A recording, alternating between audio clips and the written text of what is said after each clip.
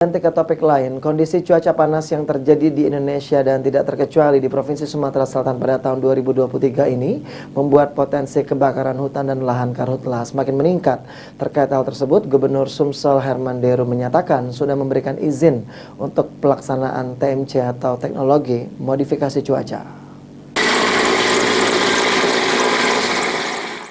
Kondisi cuaca panas ekstrim yang terjadi di Indonesia dan tidak terkecuali di Provinsi Sumatera Selatan pada tahun 2023 ini membuat potensi kebakaran hutan dan lahan karhutlah semakin meningkat.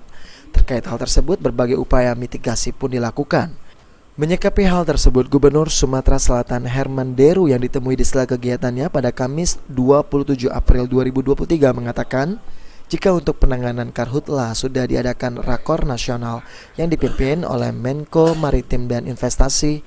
Dari rapat tersebut disebutkan jika dimungkinkan dunia mengalami pemanasan dan permukaan air laut sudah dalam posisi tertinggi dalam sejarah.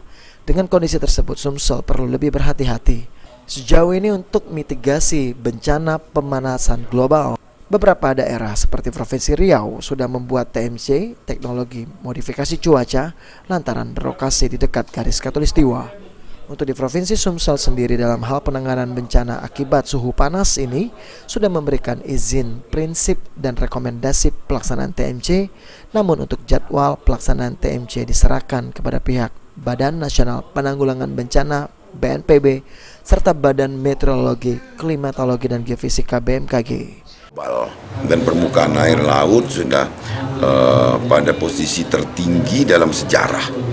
Nah, ini kita harus berhati-hati. Beberapa daerah ini sudah membuat TMC, teknologi modifikasi cuaca, seperti di Riau, karena memang mereka dekat dengan khatulistiwa.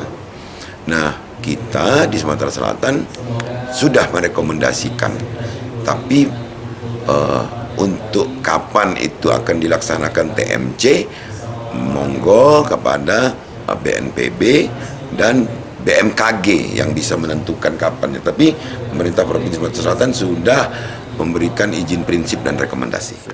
Sandi Pratama, PAL TV.